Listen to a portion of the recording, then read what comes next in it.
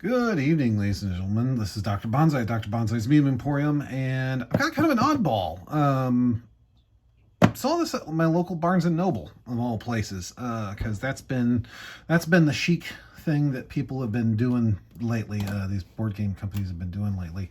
Like BattleTech, they have the BattleTech Essentials box, which has been in bookstores and like Target and stuff like that. And then you have, of course, the 800-pound gorilla in the room Games Workshop. They're putting out their own, miniatures and kind of these bite-sized. I call them bite-sized board games.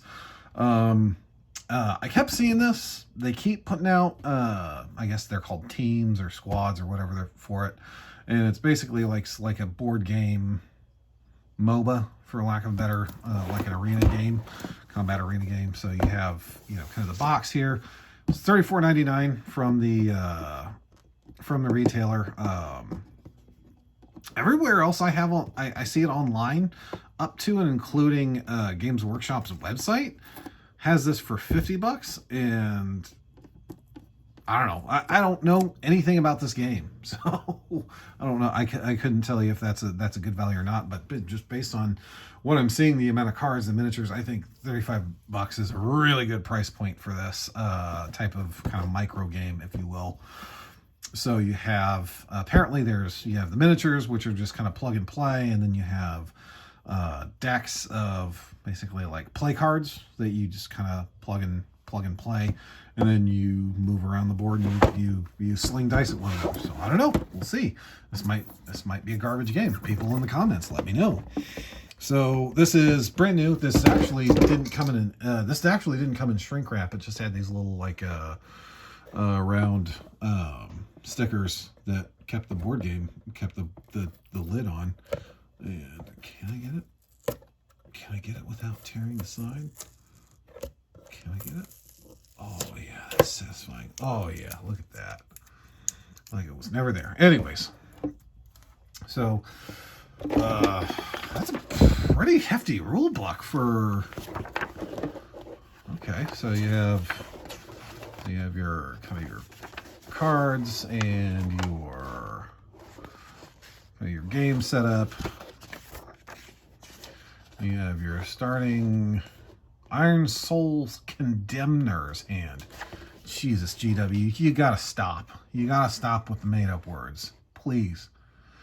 Please. Starting Spooky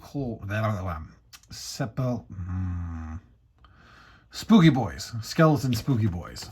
Then you have the miniatures. The miniatures look really great. I will say that. So you have the round setup, and it basically walks you through, as far as I can see, it just walks you straight through like an actual turn, which is kind of neat. So, oh my God, this is like a battle report. So they kind of teach you by doing, and then you say, okay, you read that and you think you're hard enough. Here's your starting hand, and this is your other thing here. So this is basically, so it almost looks like you learn by doing. So you kind of have like a board state there. And you have all this, and then you have like the rule summary, and then primer, which is basically tells you how to play your guys. So this is okay. So read this first. That makes sense. That makes a lot more sense actually. And then you have the actual rule book itself. So this tells you everything you need to know about the setting, the rules, who the spooky skeleton boys are, who these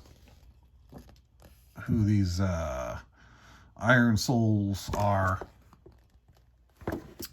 What the models look like, built and painted, and they're actually color coded. It's one of the things that GW has been doing with their minis lately, is they've been color coding them. Oh, here's the assembly guy. So you just kind of, yep, you just pop them in. So apparently this requires no glue, but yeah, no, these bitches are getting glued. And then it kind of tells you deck building. So apparently this is got like a deck building thing to it. So, oh, it's deck building, I guess. And then it tells you all your components, your boards. I guess the boards are front and back. You got your rules about setting it up, attacker dice, defender dice, placing your fighters, anatomy of a turn. And this is going to take some studying. Okay. I thought this was going to be like a lightweight, crunchy game that I could play with my kids. It might be. I don't know. It's got a big glossary. What the hell? What did I get myself into? All right. So, and then you got, oh boy. You're going to make me do. You're going to make me get the knife out. All right. Now, these are hardboard. These are hard, I guess they call them mounted. I guess they're hardboard mounted maps. So, they have little like indicators on them of stuff that needs to happen or where you're going or what you're doing. So you have, how do these fold? Because I'm always leery with these because I don't ever want to, okay, there we go. Okay, so slight bow, but I'm sure you just slam a book on it there. And then double-sided, and it's got these little icons, and I'm sure when I start to read the rules, those will mean something. The graphical design is very fantastical, if that makes sense. It probably doesn't. I'm probably just speaking nonsense. But you can see it's very, very stylized. That's the word I'm looking for. It's very, the terrain is very stylized. The lighting, I think, is very well done. And I think this indicates like a height advantage, or like that might be like blocking terrain. So this might be blocking terrain. I don't know. I got to read the rules. And then you have tokens. Not as many tokens as I was afraid there was going to be. So looks like on the back they've got some sort of like spooky skull coin, and then on the front, and then you've got, I assume these are like status effects, and you have,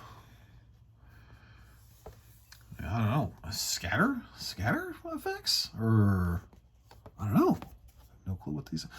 Oh, okay. So I bet you roll, I bet there's something to do with you place these on the board and you roll a d6 and then you flop these over. I bet that's probably what it is. I think those are probably, those look like movement tokens or like maybe charge tokens. I'm not sure. I have no clue. I gotta read the rules.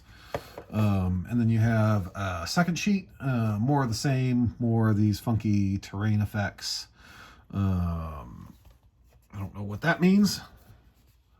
I don't know what those mean. I don't know what any of this means anyway, so there we go. And then apparently they have some sort of proprietary dice that they use, because of course they do. So we've got, so I assume the black ones are for like defending. So we've got all these symbols, and then you have the white ones, which I assume are for attacking. And it looks like the symbols may be different. Yes, or maybe not. So yes, the symbols are different. Okay, gotcha. So there's a different combination of symbols on each one. So I don't know the significance of that. It might be huge. It might not be. Fun fact, this is the first time I've ever physically handled a Stormcast Eternal miniature. So, yay me. Of course, GW, can't fault their quality. I just absolutely just crazy engineering. Look at this nonsense. So they're all snap fit, right? So basically you put that part into that part, and then that part sandwiches that together. These two parts sandwich this together, and then you plug in that arm, and then you plug that body this body, I assume, into this base or one of these other bases. Bases look really good, highly detailed. You don't need to texture them. I think this is probably aimed at the Sweatlord crowd that that used to play X-Wing before Atomic Mass Games took it out back and murdered it. Where it's like you just want to be able to like punch these miniatures out and drop them on the base and push them together and drop them on the base, and you're ready to rock and roll. So so that's that. And then these are the skeletons. The bone color that they're molded in is actually showing up pretty well. Old school slotted bases. These look like these guys you're gonna need to be super gentle with these when you're plugging them in. That's what she said.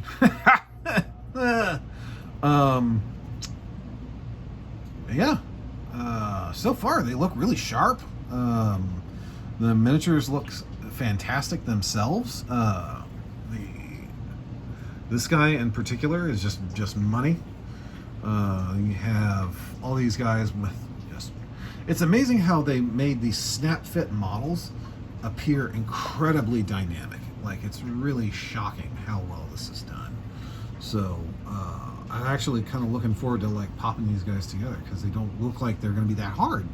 And again, it's like the engineering at play is insane. Like this guy right here, Spoopy Reaper Man. I don't know what his actual name is. I'm going to call him Spoopy Reaper Man. So he's got the big side, and then you cut that off, and then you plug that in, and that all kind of lines up, because you can see they actually have that the manacle on his arm hollow, which is just insanity. So there's that. And then, is there anything hiding underneath the insert? Sometimes there is not. And then I think these are the actual cards themselves. And I believe these are what they call the rival decks. So yeah, so Iron Souls Condemners. So you like pop these open. Pop those open, and then so that's basically... Oh, okay. So this tells you, that's actually really neat. This tells you, hey, these are all the cards that you're going to want to have, and then you have Gwyn Iron Soul, or Emo Undercut Lady, objective cards, which I have no clue what they do, but I'm sure they're relevant. These are actually pretty hefty cards. There is not a lot of flex to these. They actually feel really, the card, whatever stock they use, actually feels really good in hand. It's very kind of matte or satiny. I guess satin would probably be a better word. And then you have the what I assume are some special abilities, and you can upgrade stuff. Vengeful Strike, and all sorts of fun stuff. So you have that. And then you have spooky, scary skeletons. Yeah, here we go. I know how to say this word, and it's going to piss me off.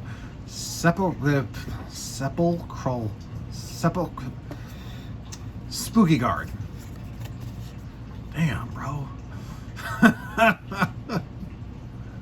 turned 38 recently, and now like my mouth has stopped working, so... Not all the way, unfortunately for you guys. So, real shit. So this is me when people are invading my tomb. I sleep. When somebody cracks the lid on my casket, real shit. Well, Prince of Dust, the Champion, the Harvester, the Inevitable Petitioner, the Zealous Petitioner, and the Rising Petitioner. Interesting. Okay. Land of the Dead. So again, all of these are... The card art is really quite good on these. The card art is really, really friggin' good. Wow. The card art's really good. Look at that. fighting a dude with a cage on his head. Metal. +1 to wounds, lost in the damned of Shapespire, a number find peace. Okay. Ancient Commander upgrade. Gambit ploy. Gambit ploy. Okay, so I'm starting to think I see what's going on. So you have like a deck. So you set up your deck of objectives, and I think it's like maybe the objectives shift every turn, and then or every phase, and then you have gambits, which are basically like your FU cards, maybe, where you're just like take pitiless command. You can do a push, chosen fighter. So there's that. And then you have like upgrades where you can. So like you can tack this onto like your commander or something to actually make them do something better. So that's cool. That's neat. It's kind of cool. So like I said, I have no clue what I've gotten myself into still.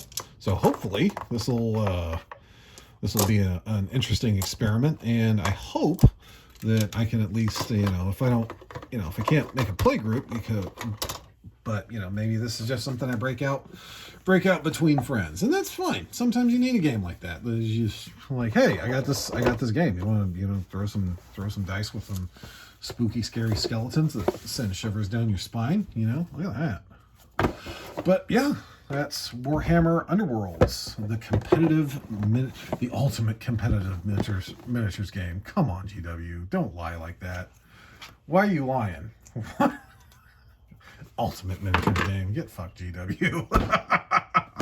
I hope you guys enjoyed this slightly verbose review. Hopefully I'll be seeing a lot more of you guys. It's just things have been weird lately. So thanks. Bye.